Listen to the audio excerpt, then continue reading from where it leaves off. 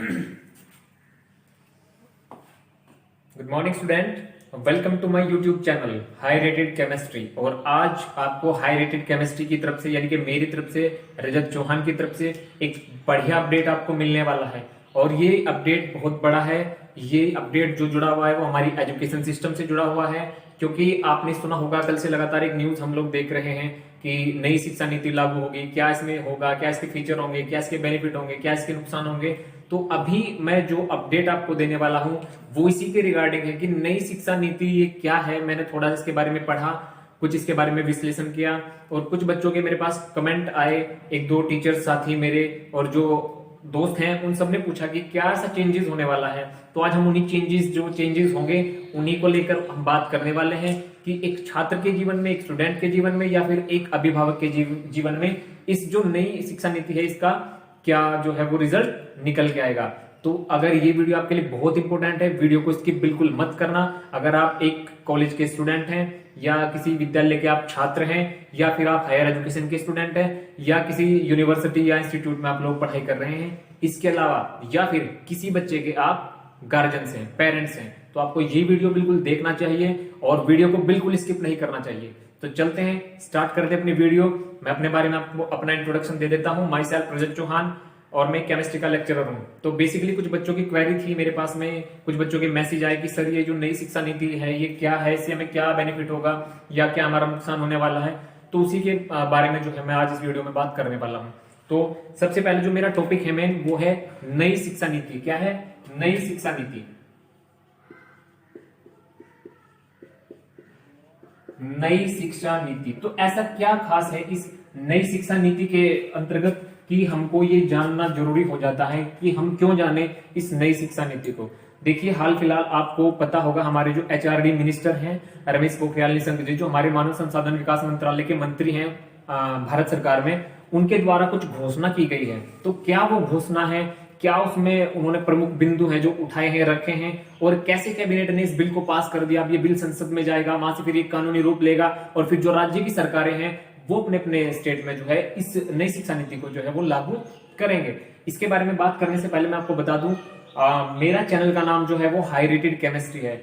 यहाँ आप देखना ये जो लाइन चल रही है हाई रेटेड केमिस्ट्री, ये मेरा चैनल है। तो प्लीज आप लोग जो है हाई रेटेड केमिस्ट्री को सब्सक्राइब कीजिए और वीडियो को ज्यादा से ज्यादा आप लोग शेयर कीजिए, क्योंकि हो सकता है ये वीडियो आपको अच्छी लगे और लगेगी भी, क्योंकि इसमें आप ही के हिसाब की जानकारी है, आपके रिगार्डिंग जानकारी है। तो अगर आप एक अच्छे अभिभावक हैं, एक अच्छे विद्यार्थी हैं, अच्छे स्टूडेंट हैं, कॉलेज लेवल पर हो चाहे मिडिल लेवल पर हो या फिर हायर एजुकेशन में आप हैं, तो ये वीडियो आपके लिए बहुत खास होने वाली है। तो चलते स्टार्ट करते अपनी वीडियो को।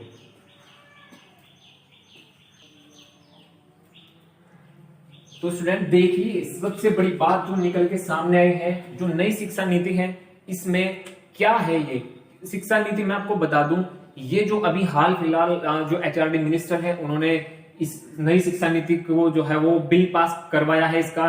तो क्या ऐसा है इसमें, देखिए 34 साल बाद, सबसे बड़ी बात है 34 ईयर, यानी कि 34 साल बाद शिक्षा की नीति में कोई चेंजेस हुआ है। 34 साल से जो हमारी शिक्षा नीति थी वो एज इट इज ऐसे ही चली आ रही थी। तो 34 साल बाद एक बड़ा बदलाव शिक्षा नीति के अंतर्गत हुआ है। तो क्या वो बदलाव है? देखिए, मैं आपको एक चीज बताना चाहता हूं बच्चों, ये जो नई शिक्षा नीति है अब इसमें क्या बदलाव ऐसा होगा।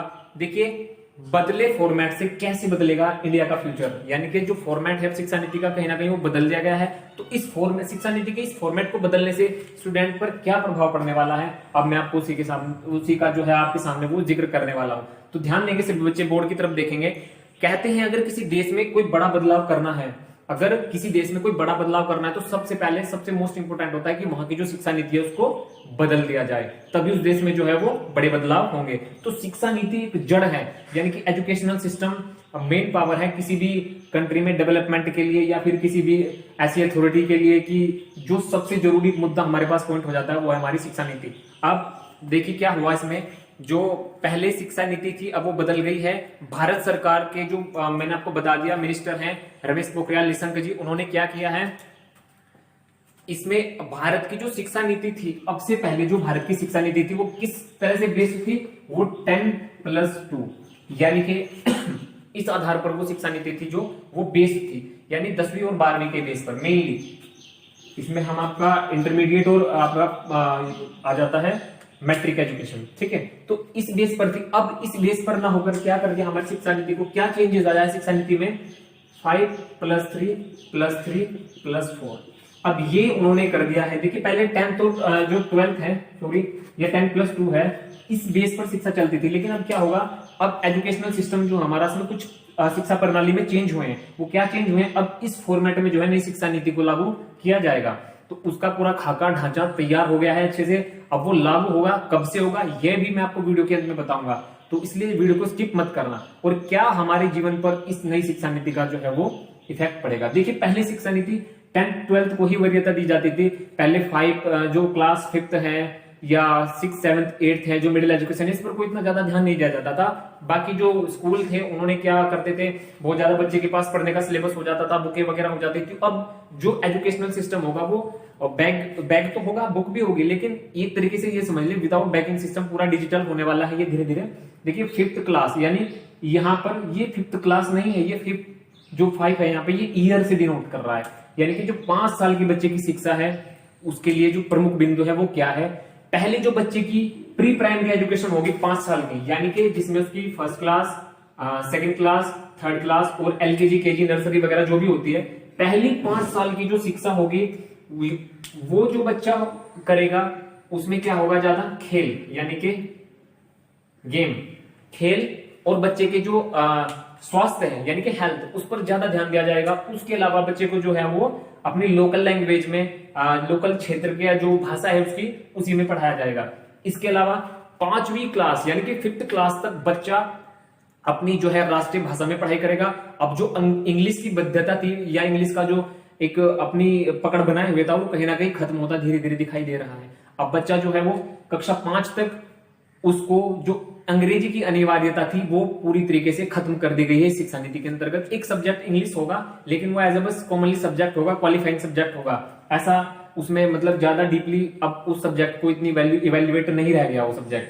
तो जो बच्चा 5वीं क्लास तक पढ़ेगा उसमें जो मेनली होगा वो अपनी स्थानीय भाषा में पढ़ेगा, जहां पे वो रहता है, जिस कल्चर में रहता है उस माहौल के हिसाब की जो वहां की लैंग्वेज है। सपोज दैट कोई मराठी बच्चा है, कोई पंजाबी बच्चा है, तो वो अपने कल्चर के हिसाब से 5 साल तक की जो पढ़ाई, 5वीं क्लास तक की जो पढ़ाई करेगा वो उस हिसाब से करेगा। और इसमें उसको अपनी जो नेशनल लैंग्वेज होगी वो पढ़नी पड़ेगी। यानी कि हिंदी का जो अब जो बोलते हैं हिंदी का जो है कहीं ना कहीं वो जो प्रकोप है वो उभरता नजर आएगा, और इंग्लिश का जो है वो धीरे धीरे जो है वो आराम आराम से डाउन होता चला जाएगा।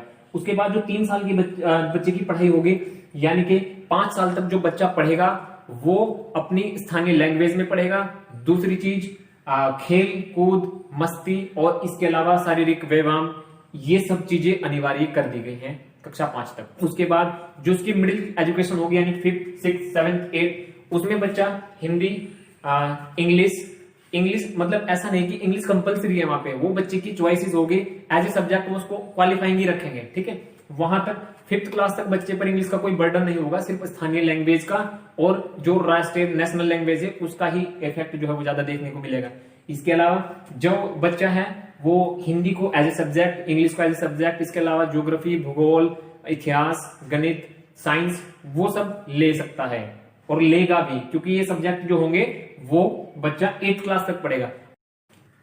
अब 8th क्लास के बाद ऐसा क्या चेंज आया, देखिए 8th क्लास तक ठीक है पढ़ाई, लेकिन 9th 10th 11th 12th यानी कि 4 साल की जो आपकी ये पढ़ाई है, जो मेनली पढ़ाई होती है आपकी 9th 10th और 11th 12th, इसमें क्या करेंगे बच्चे, जो सब्जेक्ट अभी लेते हैं हम, जैसे अभी तक हमारे पास में 3 स्ट्रीम होती है। बेसिकली मैं बात करूं तो अभी हमारे पास में 3 स्ट्रीम होती है। पहली होती है हमारी साइंस साइड, ठीक है, दूसरी होती है हमारे पास में आर्ट साइड, तीसरी होती है हमारे पास में कॉमर्स साइड, ठीक है। तो 3 साइड में भी हम पढ़ाई को लेकर बच्चों की जो बात करते हैं वो 12th लेवल की, यानी जो 12th लेवल की पढ़ाई है वो हम 3 तरीके से कराते हैं अभी, यानी कि जिसमें हमारी प्रायोरिटी पे आते हैं 3 तरीके के जो सब्जेक्ट हैं, ब्रांचेस है, वो यहाँ पे निकल के आ जाती है 9th 10th 11th 12th में। अब मैं बात कर रहा हूं, देखिए साइंस वर्ग में भी क्या है, जो बच्चा फिजिक्स केमिस्ट्री बायो पढ़ रहा है तो वो बच्चा फिजिक्स केमिस्ट्री बायो या बायो की जगह मैथ, बस ये सब्जेक्ट लेगा। उसके अलावा हिंदी और इंग्लिश लेगा। इसके अलावा ऐसे ही आर्ट्स में कुछ सब्जेक्ट है, लेकिन अब इस बाउंडेशन को जो है नई शिक्षा नीति के अंतर्गत क्या कर दिया है, वो खत्म कर दिया है। यानी कि अब बच्चा जो आर्ट्स का बच्चा है वो अगर बायोलॉजी लेना चाहेगा तो बिल्कुल पढ़ेगा और लेगा, कोई आर्ट का बच्चा साइंस लेना चाहता है या कुछ 3 सब्जेक्ट उसको आर्ट के चाहिए, 2 साइंस के चाहिए, तो ऐसा बिल्कुल हो सकता है। अब नई शिक्षा नीति के जो रूल है इसके अकॉर्डिंग कोई बच्चा साइंस का है, उसको कॉमर्स अच्छा लगता है, तो साइंस के भी सब्जेक्ट वो पढ़ लेगा, उसकी जगह 1-2 सब्जेक्ट अपना कॉमर्स का भी वो ले लेगा। यानी कि अब इस एजुकेशनल सिस्टम को बोलते हैं हम जो ये मल्टी लैंग्वेज सिस्टम। यानी कि एक बच्चा, अब ऐसा नहीं कि अगर बच्चे के पास साइंस साइड है तो वो हिस्ट्री, पॉलिटिकल, ज्योग्राफी नहीं पढ़ सकता, बिल्कुल वो पढ़ सकता है। साइंस के सब्जेक्ट भी वो पढ़ सकता है। सपोज दैट मुझे अभी मेरे पास साइंस में सब्जेक्ट होते हैं, मेरे पास यहाँ लिख रहा हूँ, ध्यान देंगे सभी बच्चे। सपोज मैं साइंस की बात कर रहा हूँ, साइंस में मेरे पास PCB+M यानी कि physics, chemistry, bio, math, Hindi और इंग्लिश। अभी मेरे पास साइंस में ये सब्जेक्ट होते हैं, ठीक है, ध्यान देंगे सभी बच्चे। मैं साइंस का एक स्टूडेंट हूं, मेरे पास फिजिक्स, केमिस्ट्री, बायोलॉजी, मैथ्स और इंग्लिश है। तो अब मैं क्या करूंगा, सपोज दैट इसके अकॉर्डिंग जो नया रूल बन के आया है, ये आया है कि बच्चा अगर साइंस में है तो क्या करेगा, वो फिजिक्स भी वो पढ़ सकता है, केमिस्ट्री भी वो पढ़ सकता है। अगर सपोज दैट बच्चा बायोलॉजी की जगह हिस्ट्री भी ले सकता है, यानी कि इतिहास, भूगोल, कुछ भी वो ले सकता है। ऐसे ही अगर बच्चे को फिजिक्स में इंटरेस्ट नहीं है तो बच्चा फिजिक्स खत्म करके इसकी जगह पे कोई कॉमर्स से भी सब्जेक्ट ले सकता है। अभी इसका जो पूल है वो तैयार हो रहा है कि कैसे कैसे सब्जेक्ट का कॉम्बिनेशन जो है वो तैयार होगा। ये जो 3 हमारी ब्रांचेस हैं, साइंस, आर्ट और कॉमर्स, इनको आपस में इंटरमिक्सिंग किया जा रहा है। यानी कि कोई बच्चा कोई भी सब्जेक्ट ले सकता है, कोई बाउंडेशन नहीं होने वाली है according to this new educational system, ठीक है। तो अब ये कहीं ना कहीं इनकी जो वरीयता है कि साइंस वर्ग का बच्चा है, कॉमर्स का है, आर्ट्स का है, तो ये चीज जो है नई शिक्षा नीति के अंतर्गत खत्म हो जाएगी, ठीक है। इसके अलावा जैसे मैंने आपको बताया कि जिस हिसाब का सिस्टम ये है, जो हमारा ईयरली सिस्टम होता है, वो हमारा जो हमारा ईयरली सिस्टम होता है, वर्ष में एक बार 2 परीक्षाएं होती हैं, जो वर्ष बाद परीक्षाएं होती है हमारी अर्धवार्षिक, जिनको एनुअल एग्जाम भी बोलते हैं, वो फंडा चलेगा हमारे सिर्फ 8th क्लास तक। कितनी क्लास तक? 8th क्लास तक। लेकिन नई चीज जो है वो 9th to 12th है, 9th से लेकर 12th तक। इसमें क्या फंडा होगा, देखिए भैया, इसमें होगा हमारा जो 9th से 12th तक है वो सेमेस्टर पद्धति पे काम करने वाली है नई शिक्षा नीति के अंतर्गत। जो नया स्टडी होगी बच्चों का, नया एकेडमिक सेशन होगा, वो इसके अकॉर्डिंग बेस होगा। यानी जो 9th, 10th और 11th के बच्चे हैं, उनकी जो परीक्षाएं होगी वो सेमेस्टर वाइज होगी, यानी कि अकॉर्डिंग टू सेमेस्टर होगी। 6 महीने में बच्चों की एक बार परीक्षा होगी। अब ऐसा नहीं कि बच्चे पढ़ाई से बच सकते हैं या बच्चे बोलेंगे कि नहीं हम तो साल भर की जो तैयारी है वो अपना एनुअल एग्जाम में ही करेंगे। पूरे साल बच्चे खाली रहते हैं और फिर वो बाद में लग जाते हैं, जब उनके एनुअल एग्जाम आते हैं तो वो अपने काम की ओर रफ्तार बढ़ाते हैं। अब ऐसा नहीं होगा। साल में 2 बार जो है तुम्हारी सेमेस्टर प्रक्रिया, जो सेमेस्टर पद्धति है, तुम्हारा सेमेस्टर वाइज सिस्टम है, इसके अकॉर्डिंग तुम्हारी जो है वो एग्जाम होंगे। दूसरी चीज इसमें एक चीज ये है कि जो आपके मार्किंग सिस्टम होगा वो आपके फर्स्ट सेमेस्टर और सेकंड सेमेस्टर का जो एवरेज होगा उसके अकॉर्डिंग आपका जो है वो फाइनल रिजल्ट का खाका जो है वो बच्चे का तैयार होगा। तो ये भी एक बहुत बड़ी इसमें अपडेट है कि जो 9th से लेकर 12th तक के बच्चे हैं उनकी जो पद्धति होगी वो सेमेस्टर होगी।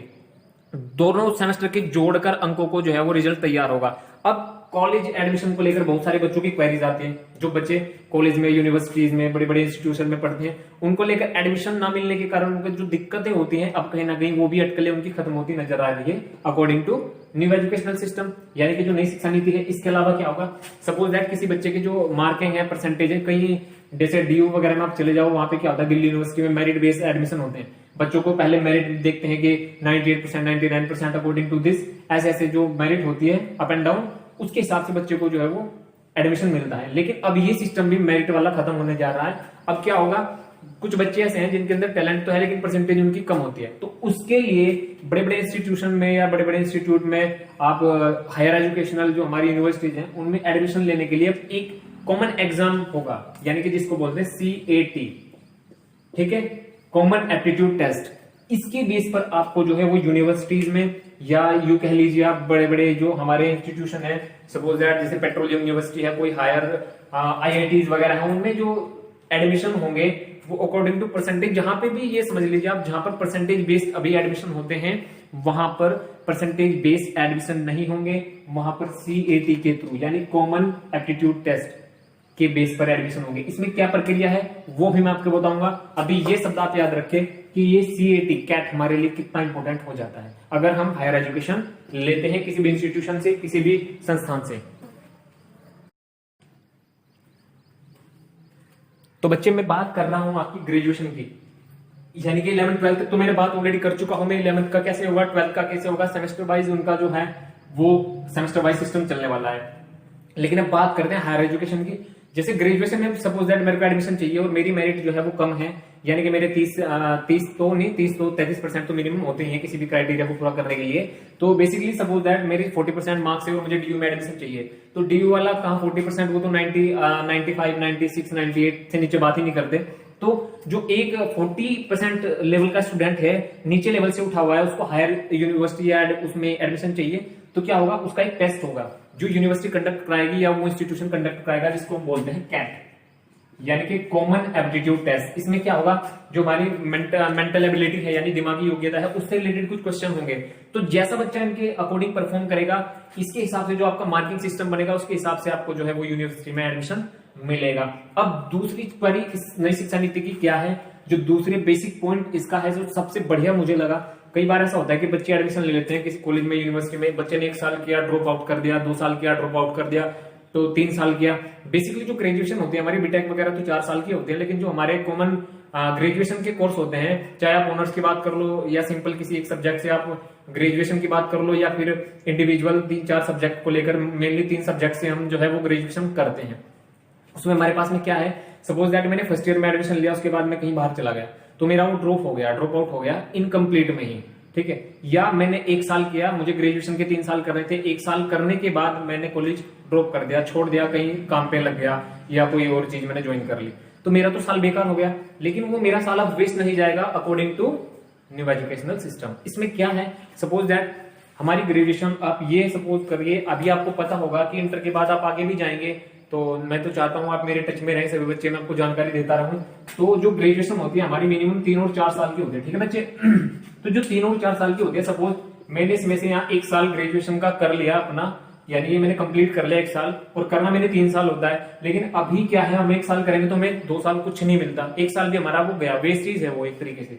तो अब क्या है ना, जो नई एजुकेशन सिस्टम है उसमें हमने 1 साल करने के बाद क्या कंडीशन हमारे साथ में बनेगी, सपोज 1 साल मैंने ग्रेजुएशन का अपना कर लिया कंप्लीट, रिजल्ट मेरा आ गया 1 सेमेस्टर का या 1 साल का, तो उस कंडीशन में क्या होगा, मैं को सपोज कॉलेज छोड़ देता हूं, तो कॉलेज मुझे उस कंडीशन में एक सर्टिफिकेट देगा, यानी जो मैं कोर्स कर रहा हूं, बीसीए बीबीए या जो भी एमबीए वगैरह जो भी होते हैं, बीबीए बीसीए बीए या बीटेक वगैरह, इनके जो सेमेस्टर होते हैं या वर्ष वार ईयरली तरीके से जो होते हैं, सपोज दैट में 4 साल का मेरे पास ये एक कोर्स है, सपोज करना आप लोग, मेरे पास ये 4 साल का एक कोर्स है, मान लीजिए बीटेक मेरे पास, ये बीटेक में 4 साल की करना चाहता हूं, सपोज मैंने 1 साल का कर लिया, कितने का कर लिया, 1 साल का, यानी कहीं ना कहीं मैं 2 सेमेस्टर कर चुका हूं, इसके मेरा रिजल्ट आउट हो गया है, मैं फाइनली पास हूं, उसके बाद मैं किसी दूसरे काम पे चला गया, तो मेरा क्या होगा, अगर इस कंडीशन में नई शिक्षा नीति के अकॉर्डिंग मैं इस चीज को देखता हूं, तो ये जिस यूनिवर्सिटी से मैंने 1 साल का ये कोर्स किया है, ये मुझे 1 साल का सर्टिफिकेट देगा, क्या देगा, सर्टिफिकेट देगा, यानी कि मेरा साल वेस्ट नहीं हुआ। भले ही वो कोर्स 4 साल का था, मैंने 1 साल का किया, तो इसमें मुझे क्या मिला, मेरा सर्टिफिकेट मिला। अगर मैं 2 साल इस कोर्स को करता हूं, 2 साल, और उसके बाद में ड्रॉप कर देता हूं, तो बच्चे ये मुझे क्या देगा, ये मुझे डिप्लोमा देगा, क्या देगा, डिप्लोमा देगा, जिस ट्रेड से या जिस ब्रांच से मैं कर रहा हूं उस ब्रांच का, ठीक है। ठीक है बच्चे, अब अगर ये 4 साल का कोर्स है, मैंने इस कोर्स में अपने 3 साल खपा दिए या 3 साल इसको दे दिए, तब मुझे क्या मिलेगा, तब मुझे बच्चे इस कोर्स की डिग्री मिलेगी, क्या मिलेगी, डिग्री मिलेगी। लेकिन अगर मैं इस कोर्स को पूरा बच्चे करता हूं 4 साल, तो मुझे क्या मिलेगा, तो यही इस चीज का बेनिफिट है, तो मुझे डिग्री मिलेगी प्लस रिसर्च सर्टिफिकेट मिलेगा। ध्यान देंगे सभी बच्चे, अगर मैं कोई बीटेक करता हूं या 4 साल का 3 साल का कोई कोर्स करता हूं, 1 साल का करने के बाद में छोड़ देता हूं, तो मुझे वो इंस्टीट्यूशन सर्टिफिकेट देगा 1 साल का। अगर मैं 2 साल उस कोर्स को करता हूं फिर छोड़ देता हूं, तो मुझे डिप्लोमा देगा वो इंस्टीट्यूशन। अगर मैं 3 साल का करता हूं तो वो इंस्टीट्यूशन मुझे डिग्री देगा। अगर मैं 4 साल का करता हूं तो वो इंस्टीट्यूशन मुझे डिग्री देगा प्लस रिसर्च का सर्टिफिकेट भी देगा। तो ये बहुत बड़ा बेनिफिट है। एक दूसरी चीज नई शिक्षा नीति के अंदर जो मुझे बहुत अच्छी लगी, बहुत गहराई से मैंने इसका विश्लेषण किया है, कल रात से मैं इसके बारे में पढ़ रहा था, लगातार कंटिन्यू सोच रहा था आपको वीडियो बना के बताऊं, तो थोड़ा बिजी था तो इस वजह से टाइम नहीं मिल पाया, लेकिन मैंने आपके लिए टाइम निकाल लिया। अब मैं आपको बताऊंगा एक बहुत बड़ा बेनिफिट कि इस नई शिक्षा नीति का जो सबसे बड़ा बेनिफिट है वो क्या है। तो बच्चे, जो सबसे मुझे इस व्यवस्था में जो बात अच्छी लगी वो लगी है, इस अवस्था को जो है वो हम क्या बोलेंगे, मल्टी एंट्री और मल्टी एग्जिट फैसिलिटी बोलेंगे। यानी कि नई शिक्षा नीति जो है एक तरीके से ये मल्टी एंट्री है और मल्टी एग्जिट भी है, क्योंकि इसमें हम क्या कर सकते हैं, इस शिक्षा नीति के अनुसार अभी तक एक बच्चा एक यूनिवर्सिटी से 2 कोर्स नहीं कर सकता था, या कोई 2 यूनिवर्सिटी से एक टाइम पे पढ़ाई नहीं कर सकता था। लेकिन अब यहाँ पे आपको फैसिलिटी मिलती है उस चीज की, एसीबी की। एसीबी ये क्या, हमारा एकेडमिक बैंक क्रेडिट, यानी कि जैसे हम अपने बैंक में पैसे रखते हैं, बैंक हमें ब्याज देता है, उसी तरीके से ये नई शिक्षा नीति में एक नया पॉइंट निकल के आया है, एकेडमिक बैंक क्रेडिट। अब ये एकेडमिक बैंक क्रेडिट क्या वाला है, हम इसी के बारे में बात करेंगे। देखिए, सपोज दैट मैं किसी डिग्री से कोई इंस्टीट्यूशन से मैं कोई डिग्री कर रहा हूं, उसके बाद मैं उसको छोड़कर किसी दूसरी डिग्री में लग जाता हूं, तो मेरी वो डिग्री वेस्ट नहीं जाएगी। सपोज करिए मैंने कोई 2 साल का कोर्स करना है, सपोज करना है मैंने 2 साल का कोर्स करना है, या मुझे 2 साल एमएससी करना है। जैसे मेरी एमएससी केमिस्ट्री से है, तो मेरे को 3-4 साल पहले हो गई, 4-5 साल हो गए। लेकिन अब अगर नई शिक्षा नीति में अगर किसी को सपोज कोई कोर्स करना है 2 साल का, तो अगर 2 साल का मुझे कोर्स करना है और मैं 6 महीने इस कोर्स को करता हूं, यानी टोटल मंथ देखिए 2 साल में 24 महीने होते हैं, ठीक है। और 24 महीने में से मैंने इस कोर्स को कितना किया, 6 साल, उसके बाद मैंने छोड़ दिया और एमएससी से हटकर मैं एमबीए की लाइन में आ गया, इसकी लाइन में आ गया एमबीए की। इसके बाद क्या होगा, एमबीए भी 2 साल का होता है, चाहे मार्केटिंग से कर लो, एचआर से कर लो, जो हमारा एमबीए होता है फाइनेंस से कर लो, डिजिटल मार्केटिंग से कर लो, बहुत सारे ऑप्शन है। सपोज एमबीए भी 2 साल का है, ये भी 24 महीने का कोर्स है, इसके मैंने 2 महीने कर लिए। इसके बाद मैंने यहां से ड्रॉप कर दिया एमबीए में, और एमबीए से मैं सीधा ड्रॉप करता हूं एमटेक में। अब उस कंडीशन में क्या होगा, सपोज करिए एमटेक भी मेरी 2 साल की है। अब मैंने अपना जो एमएससी है, जो मैंने एमएससी है मेरा, एमएससी केमिस्ट्री से है, तो मुझे ये 24 महीने का कोर्स करना था, यानी 2 साल का मैंने 6 किया। तो इसके मुझे जितने साल तक मैं पढ़ा उसके क्रेडिट पॉइंट मिलेंगे। क्या मिलेंगे, सीपी क्रेडिट पॉइंट मिलेंगे, और वो जो मेरा डिजिटल अकाउंट होगा उसमें क्रेडिट हो जाएंगे। सपोज करिए मेरे जो एमएससी करने की मैंने 6 महीने किया, तो मुझे 6 महीने का ही जितना मैंने वो कोर्स किया उतने का ही मुझे रिजल्ट भी हैंड टू हैंड दे दिया जाएगा। यानी मेरा जो अकाउंट होगा एकेडमिक बैंक क्रेडिट, वो डिजिटल एक अकाउंट होगा, उसमें मेरे ये क्रेडिट पॉइंट जो है वो ऐड हो जाएंगे, ठीक है। यानी कि मेरे जो एमएससी के मार्क्स अगर मैं 6 महीने करता हूं, तो 6 महीने का ही रिजल्ट मेरा उस मेरे अकाउंट में ऐड हो जाएगा। उसके बाद मैं यहां से आया अपने एमबीए की तरफ, इसके बाद मैंने एमबीए का रुख कर दिया। तो एमबीए का रुख करने के बाद मैं 2 साल में से 1 साल पढ़ा, तो मुझे 1 साल का ही जो भी मेरा क्रेडिट है वो मेरे सीपी में आ जाएगा, यानी क्रेडिट इसमें आ जाएगा पॉइंट में, ठीक है। उसके बाद मैंने यहां से ये भी छोड़ दिया, ये भी छोड़ दिया, मैं चला गया एमटेक की तरफ। तो एमटेक सपोज करिए मैंने पूरे 2 साल का किया है, तो मुझे पूरे डिग्री डिप्लोमा सब कुछ मिलेगा। और इसके बाद मैंने मन बनाया है वापस से अपनी एमएससी करने का। एमटेक करने के बाद मैंने वापस से मन बनाया है अपनी एमएससी करने का, तो जितना कोर्स मैंने किया है मुझे यहीं से कंटिन्यू करना पड़ेगा, और जो पॉइंट मुझे ऑलरेडी मिले थे, और जब मेरी टोटल एमएससी हो जाएगी ये क्रेडिट पॉइंट भी मेरे उसमें ऐड हो जाएंगे, और मुझे मेरी यहां से भी डिग्री मिल जाएगी। इसके बाद अगर मुझे एमबीए करना हो अपना, तो मेरे जितने क्रेडिट पॉइंट मुझे मिले थे एमबीए जहां मैंने छोड़ा था, वहीं से मेरा एमबीए जो है वो रेगुलर चल जाएगा। तो सबसे बड़ा जो अपडेट है इसका वो यही है, सबसे बड़ा बेनिफिशियल जो है हायर एजुकेशन के लिए वो बच्चों का यही है। इसमें कोई भी आपका साल, कोई भी ईयर आपका खराब नहीं होगा। एक एक दिन की वैल्यू जो है नई शिक्षा नीति में आपकी जो है बच्चे वो इवेल्युएट होगी। यानी कि इसमें आपका कोई भी सेशन, कोई भी साल, कोई भी जगह, मतलब ऐसा कुछ भी, कोई संस्थान, कोई डिग्री डिप्लोमा आपका वेस्ट नहीं जाने वाला।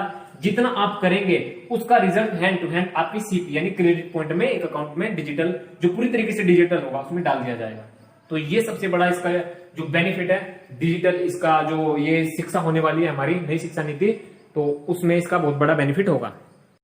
एक और बड़ी खुशखबरी निकल के आई है इसी शिक्षा नीति के अंतर्गत, जो हमारे हायर एजुकेशन सिस्टम है उसके अंदर जो है संगीत को, संस्कृत को और साहित्य को जो है वो वरीयता दी जाएगी। यानी कि हर इंस्टीट्यूशन में, हर यूनिवर्सिटी में, कहीं भी आप चले जाइए हायर एजुकेशन में, वहां पर इनको जो है वो अनिवार्य कहीं ना कहीं अब किया जा रहा है। जैसे साहित्य हो गया, संस्कृत हो गया और आपका संगीत हो गया।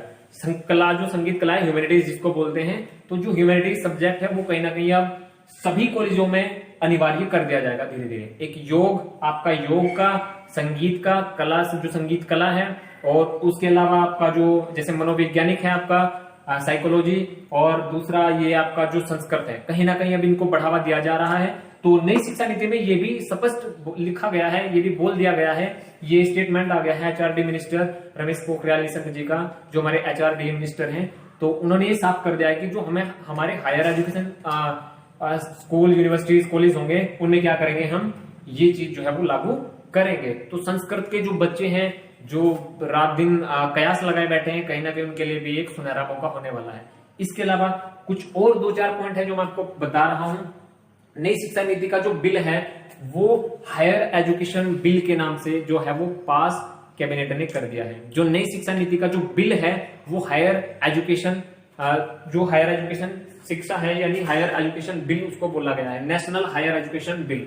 जो हमारी ये क्वेश्चन भी बन सकता है आपका, जो हमारी नई शिक्षा नीति है इसका जो नई शिक्षा नीति है इसका जो बिल बना है वो नेशनल हायर एजुकेशन बिल के नाम से पारित हुआ है और कैबिनेट ने इसको जो है वो मंजूरी दे दी है। अब ये बिल जाएगा आपका संसद में, जैसे ही वहां से इसको मंजूरी मिलती है फिर ये कानूनी रूप ले लेगा। उसके बाद जो प्रदेश की अलग अलग प्रदेशों में अलग अलग तरीके की सरकार है, राज्य सरकार है, वो इसको फॉलो करेगी और अपने अपने राज्य में जो है वो इसको लागू करने का काम करेगी। इसके अलावा और इसमें क्या महत्वपूर्ण हो सकता है, देखिए इस शिक्षा नीति के साथ साथ जो मानव संसाधन विकास मंत्रालय हमारे जो हमारा मानव यानी कि HRD जो हमारा डिपार्टमेंट है, ह्यूमन रिसोर्सेज डिपार्टमेंट, जिसको बोलते हैं मानव संसाधन विकास मंत्रालय, इसी शिक्षा नीति के साथ साथ इसका नाम बदलकर भी अब शिक्षा मंत्रालय कर दिया जाएगा। जैसे ही इसको मंजूरी मिलती है, ये पास होता है, तो अभी संसद में जाएगा, ये वहां से पास हो जाएगा क्योंकि सरकार जो है वो पूरे मत में है और इसको बनाने के पूरे मोड में है। तो जो HRD मिनिस्टर रमेश पोखरियाल निशंक जी हैं, तो उन्होंने ये स्टेटमेंट में बोल दिया है कि जो मानव संसाधन विकास मंत्रालय है हमारा, ह्यूमन रिसोर्स डेवलपमेंट ये वाला, इसका नाम बदलकर पूरी तरीके से जो एजुकेशनल डिपार्टमेंट हो जाएगा, यानी कि शिक्षा मंत्रालय हो जाएगा।